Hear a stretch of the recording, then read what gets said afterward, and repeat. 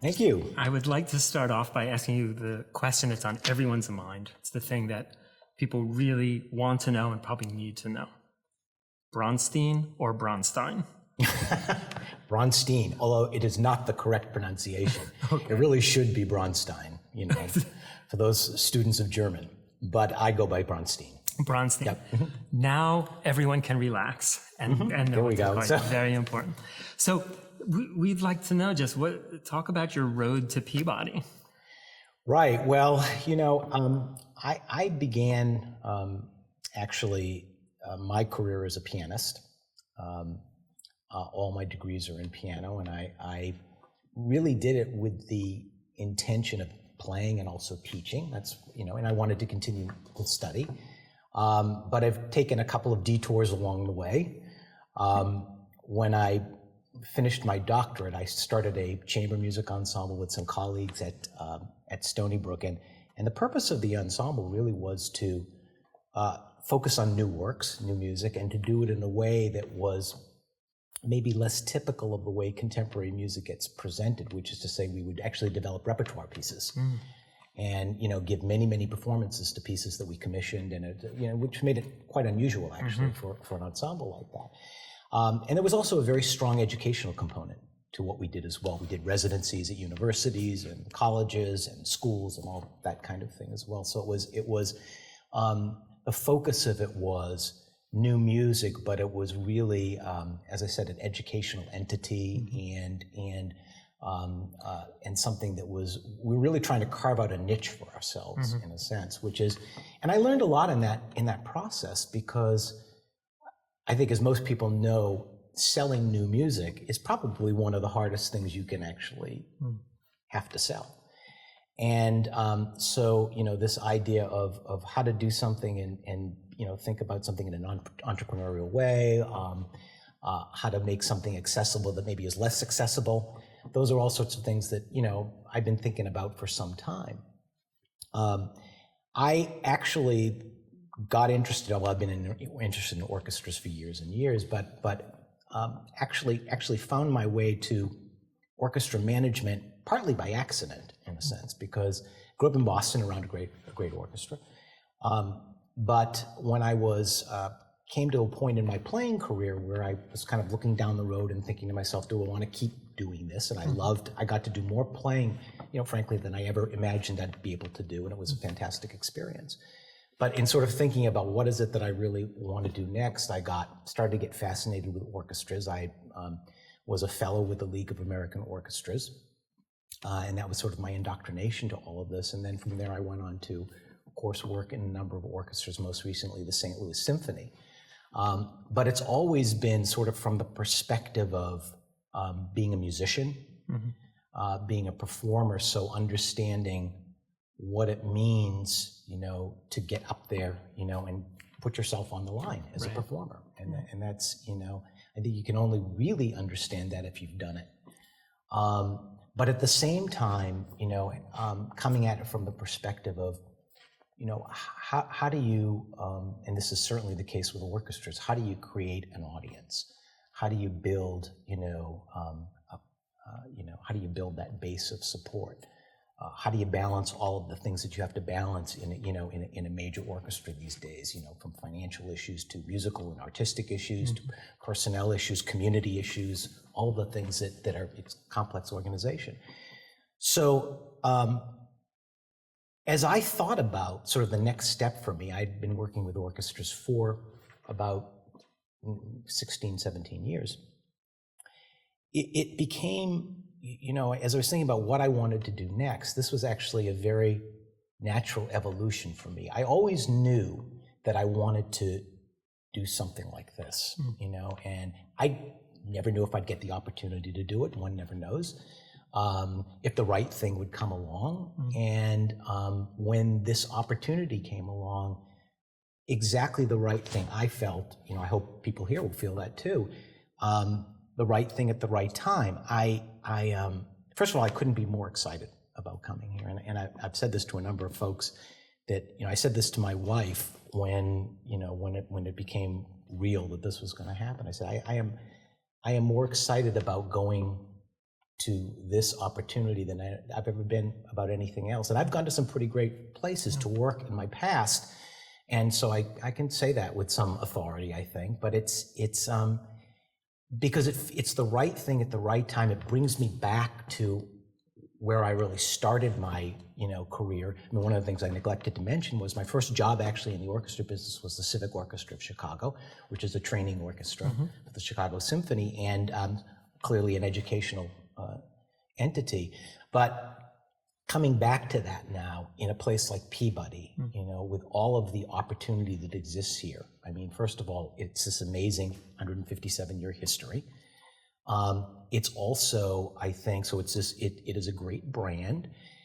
At the same time, it is, as the arts world continues to evolve and rapidly change, and it is rapidly changing. We see that in the orchestra world, and it certainly is true for educational institutions. How you think about getting students, prepared for professional careers in a world that is changing rapidly, I think is really important. And so, it comes back a little bit to what I was talking about earlier with my experience with the Ensemble. Qualis was the name of the Ensemble. Of how to not just be a really good player, which is obviously first and foremost. You've got to be a master of your instrument, but you also have to be a good communicator. You have to be an educator. You have to be an advocate. You have to be an entrepreneur. And I think that how you prepare folks to do that, I think that are embarking on careers, I think is really critical. Also here, I think, you have this really interesting, this is part of Johns Hopkins University, which is one of the world's great universities. So the notion of how you, to me, that is a real competitive edge, from both sides of the equation. I think it's a competitive edge for Peabody because, there are so many conservatories that can't boast that. That kind of affiliation. Most can't. And then also I would say it's a competitive edge for Johns Hopkins, because this is a jewel here, and this is something that is really unique, I think, about the university. And so I think leveraging that, in building that relationship and being able to do some things that, you might not be able to do otherwise because they are together, I think is a really interesting thing about Peabody. I also think that this community. This is a leading institution in the Mid-Atlantic area, and how does that manifest itself? And how do you? And this also comes back to, again, I think, preparing young artists. How do they interact with the community? How do you teach young musicians to be great musicians and also really have a sense of community and understand what it means to be able to relate to a community or to different communities? I think all of those things are things that are really powerful, elements and opportunities here at Peabody. So, I am just thrilled to be doing this. I really am. It is very exciting for me. And as I go around and meet people here, it becomes more and more exciting because the one thing, and people will have different views of different things, but as they always do in institutions, that's the way big institutions work. But what is really true, 201, is that the passion that people have, the common passion for the institution, is really palpable. And that makes us excited to have you here. So you are making this interesting pivot from coming from a presenting organization, an organization that's looking to get audiences in and present music to them, to an educational one. Have you given some thought about the differences there? A lot. Yeah, absolutely. I think there's certainly some things that are similar. Also, I think that you're talking about, in the case of a school, as you have with a symphony orchestra, and I alluded to it earlier, you have different constituencies. You have, it's a complex organization, I think, and I think. At the end of the day, though, I really do believe it is about, sort of relationships with people and how you sort of develop an institutional view, that really does emanate from the people in the place, because it does. And you're there to try to guide that, I think, and to make a difference in how that gets, navigated. But I think that it can't be really, I don't think, genuine. It can't be authentic unless it emanates from the institution also. So I think that in terms of similarities, it's interesting because, I have an orchestra. And an orchestra, even though it's an ensemble, it's a collection of individuals and individual artists. And I think in many ways that is, that's akin to a faculty. And so I think, one of the things that I think the two things that I thought about the most when I was running an orchestra was our product and our customers. So, in the case of the orchestra, the product really emanated from the orchestra. I mean, that's who's making the music. Right. And in the case of our customers were, of course, the folks that were coming to concerts or out in the community or wherever it was, anybody that was touched by the orchestra. I think in Peabody, it is, our product are the faculty. And that's what attracts students. That's what makes, the experience here unique for the students that come here. And the students are the customers. So I think those are the folks that need to benefit from. And then I think there are lots of peripheral, relationships that are important. But nonetheless, that's the most sort of basic relationship, if you think about it, in terms of what the school does, and then sending these people out into the world. But I think, it's about developing a common vision. It's about building those relationships. It's about understanding, what motivates people, I think, is really important. And that's something that you learn to do. I mean, it's not something that I can necessarily say I knew how to do 20 years ago either. I think that hopefully over time you get better at that, and you become a better leader, in that sense. And I have some very, distinct ideas about things, but I think part of this job is, again, sort of, building this collective vision, if you will, for what's next for Peabody.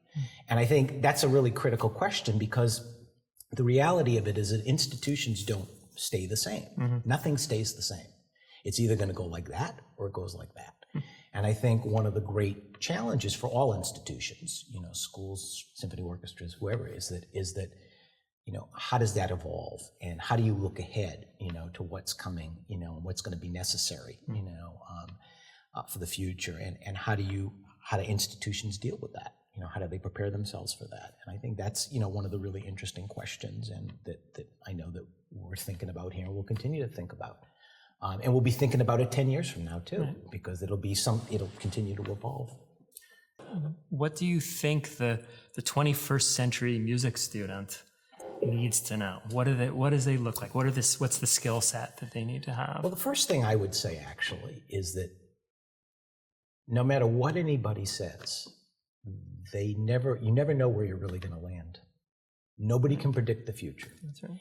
And if somebody had said to me when I was doing my doctorate I was going to end up running a couple of major orchestras and running a major music school, I would have, would have been very strange.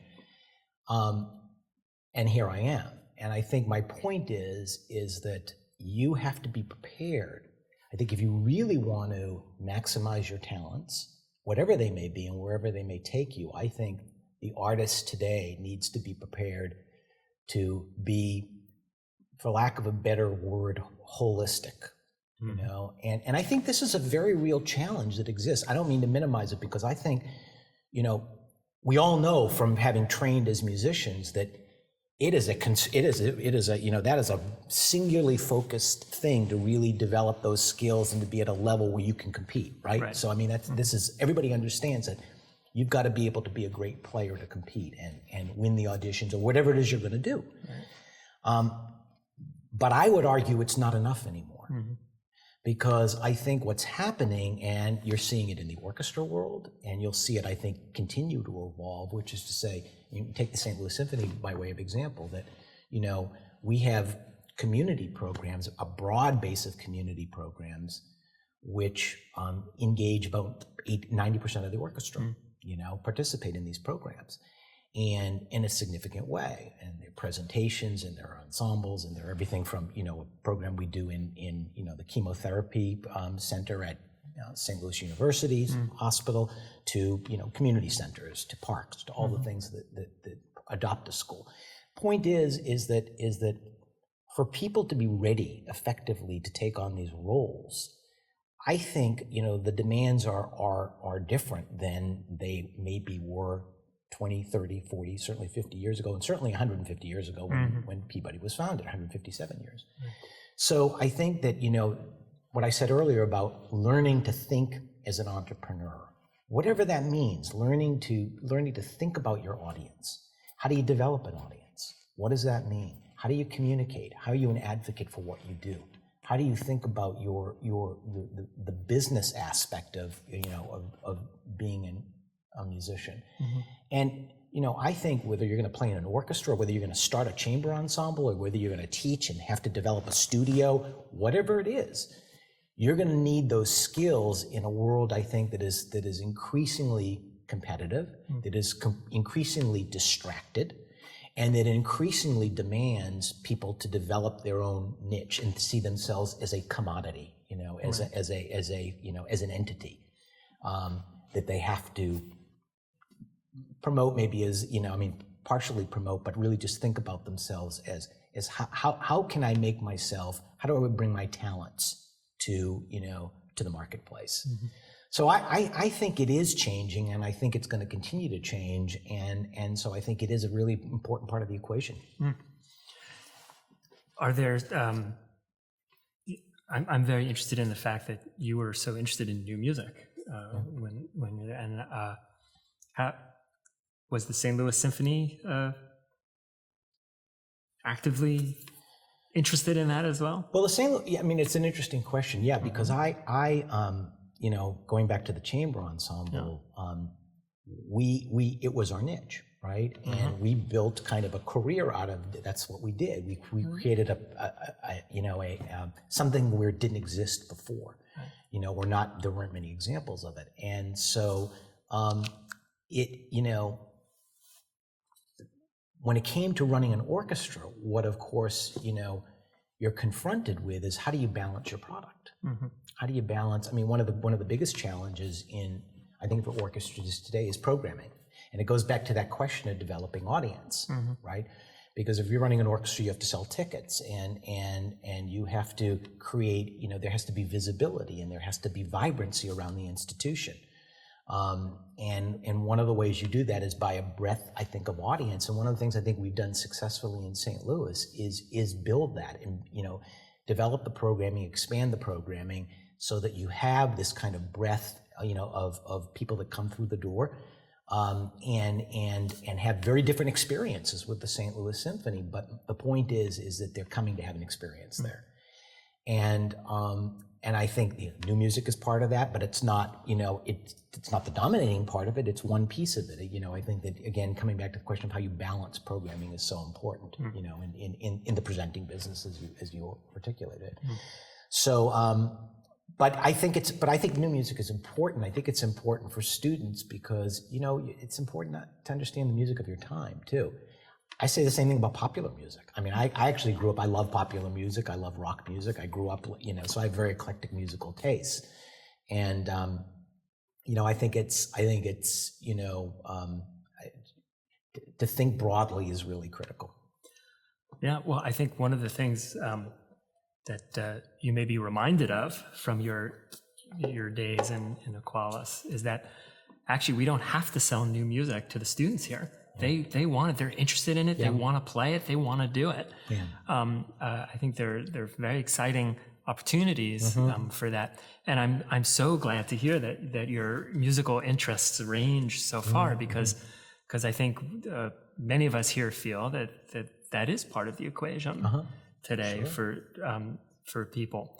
We have a jazz department here, and of course we have an early music department here. Could you talk a little bit about how you see those departments sort of fitting in to the overall? Well, I think they're two very different sides of the equation, although related. Of course, because when you think about things like improvisation, they're very closely related. But I think that early music is obviously so important because performance practice, certainly in scholarship, this notion of being true to what composers intended, I think is something that is important, and that's fundamentally a good thing, because to be able to recreate, I think, music in the way it was intended is good. I think jazz is just, this is probably the most significant American musical art form. I mean, some people might say the Broadway musical, and we would have a good case to be made for that too, but jazz is certainly one of them.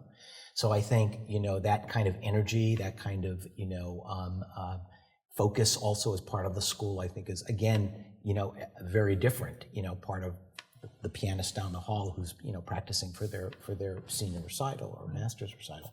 But I think it's, that kind of vibrancy, that kind of breadth of what's happening in the institution. I think that's part of the education for the students that come here. It should be a place where all this musical energy, right, is emanating from, and that they're exposed to all these different things and all different styles of music. And I think that's all really critical to the education process also. I mean, you learn, I will tell you, quite frankly, I went through my undergraduate and it shows you it's never too late either. I went through my undergraduate and master's degree programs doing very little in new music, and it got sparked with me when I was doing my doctorate. Folks at Stony Brook, there were a lot of new music folks and really good folks, and I just got very energized by it. So, I think that the fact that all that is going on is really terrific.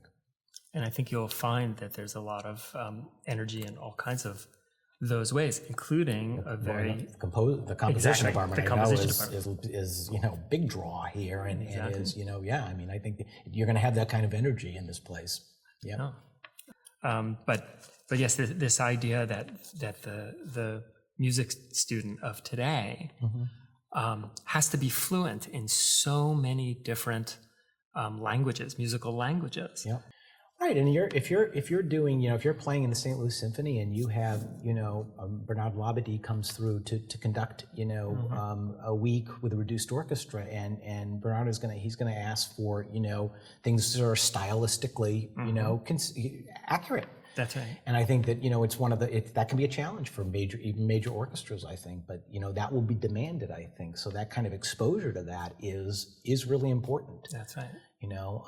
And as you were saying, just the breadth, the ability to be conversant in different musical languages and to have an appreciation for different musical languages, and to be able to speak about that and be articulate about it, I think is it's all part of being an advocate also, and again, even in a major orchestra, you're gonna play a breadth of music now that is, you're going to do, one week you're going to be doing, Mahler, and you're going to be doing, the score to, Pirates of the Caribbean, which has some very challenging writing in it, where you're going to be doing a John Williams concert, and that's all really wonderful music too, but it's also really different.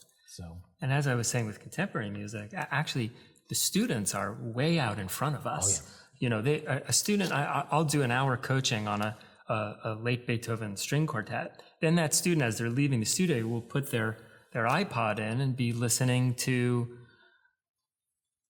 anything and everything. To listen to progressive metal. Right. Be listening to the Beatles. Be listening to Coltrane. Yeah. So I think those of us who really are interested in this, we believe if we just sort of follow their lead. We'll begin to understand more as educators what it is that they need to know and how we can foster that. It's funny because people sometimes would ask me, when we started to broaden the programming in St. Louis, people would ask me, well, how does the orchestra feel about that? And my response was, the orchestra loves it, because the orchestra, we have a lot of, as the generation, turns over there, in that orchestra and changes, people have grown up listening to this range of music that is, as I said, very eclectic. And so, it's no less legitimate, in a sense. I think sometimes we that have been raised in classical music think of this is legitimate and this isn't, and I just don't believe that at all. I think that it's all legitimate and it's different. But I think that literate and intelligent musicians need to embrace that, or should embrace that. Hopefully would embrace that. No, well, we look forward to you bringing that spirit to. I can speak for myself, but I think that's very exciting. So, can I ask you a little bit more about your private life, just about your family? Sure. We're all interested to know who you're bringing and how they feel about this move. Well, actually, they feel great about the move, and it begins with the fact just that, I mean, my son's a little young, he's just going to be 6, but my wife she understands this is a great place and a great opportunity, and is very supportive of it, and is excited about moving to Baltimore. And Max is who is just, as I said, just about to turn 6, is also very excited about it. This is a big adventure. So the truck's going to come and take all the stuff, and it's really exciting. It is. I think everybody is really looking forward to being here. They'll transition probably a little bit later than I will, because we need to wrap up some things in St. Louis, and he needs to finish school. But it'll be soon enough. It'll happen. Has he made the hall where St. Louis Symphony plays? He made it his little playground. Oh yeah, he is. Well, they've seen him grow up, because when we adopted Max when he was 3 days old, and literally I had already come up to St. Louis. My wife was still in Dallas, and so when he arrived, he was about a month old, and so this is what he's known. He's grown up there, grew up around the orchestra, and has had the opportunity to meet, and has signed cards in Chinese. He's Chinese. He was born in this country, but he's full Chinese, from Yo-Yo Ma, and and just, I mean, he's met some really incredible people, and there were times when he was 1 or 2, and he'd wander out sort of on the stage as the orchestra was getting ready to reverse, so they all know him. Oh, great. Well, now he has a new playground. Now he has a new playground. Lots of new playmates. Oh yeah, no, it'll be very exciting for him. And the great thing is all the students, too, like a little closer to his age. That's right. This is all he loves that. I mean, he'll just this will be like a whole building of friends. So, I think that's what it'll be. And what's your wife's name? My wife's name is Liz. Liz, great. Yeah. And what does Liz do?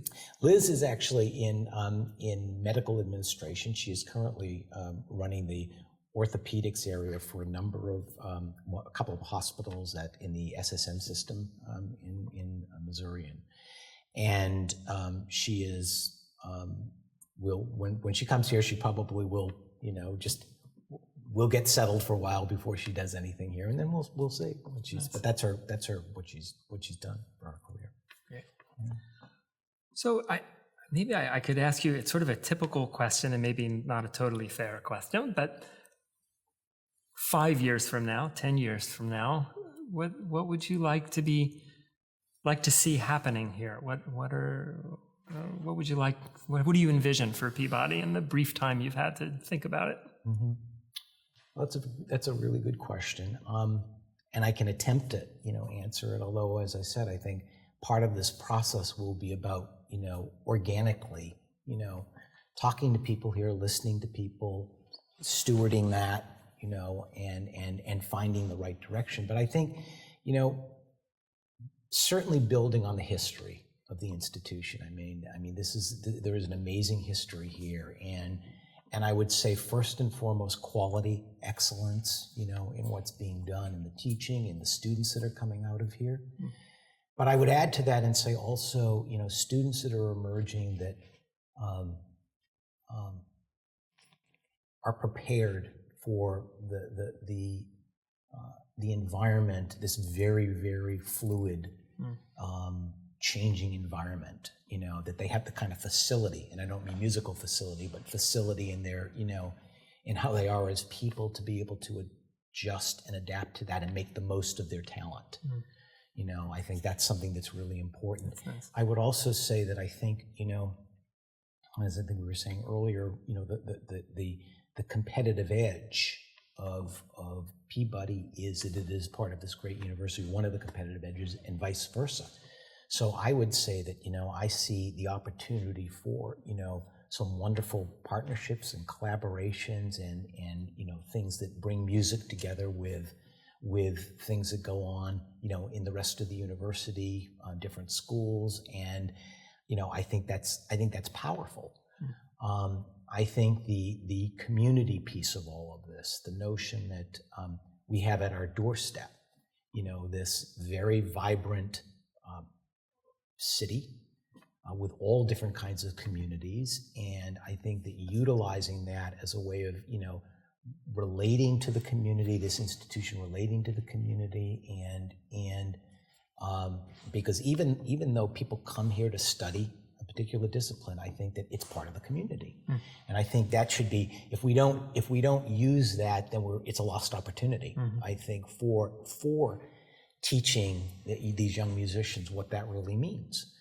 I think continued focus on financial sustainability, and I think that that's in all major institutions, whether you're an orchestra or whether you're a school. This is something you think about, you must think about if you're sure to being around another 150 years. Okay. So I think, how we manage ourselves, that I always like to tell people that, we're not a for-profit business, but I mean, you do have to think about it in a business-like way. And your bottom line is different and your product is different, but you're still running a business effectively. And I think it's, for the sake of the longevity of the institution, you have to think about it like that. And that's not a negative, that's a good thing. And so, because I think that creates more opportunity ultimately. So I guess the fourth piece of it would be the long-term sustainability, because everybody wants the institution to be here, as I said, for another 150 years. Yeah, exactly. Is there anything else you'd like your new fans to know about you? Or? Boy, I guess I've said it. I am absolutely thrilled about coming here to do this.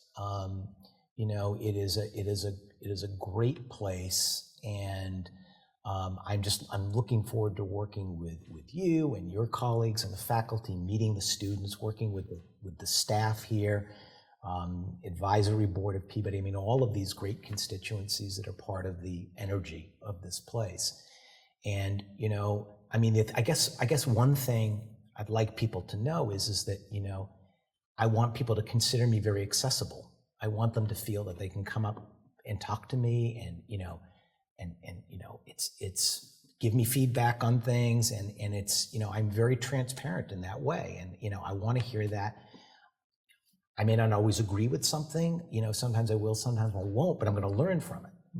And I think that kind of dialogue and discourse and kind of openness, in the environment is something that I think an educational institution ought to foster, and not in a threatening way, but in a way that is really healthy. Well, we are very, very excited about the future of Peabody in your hands, and I want to, on behalf of everyone, welcome you. Thank you. To our place. Thank you.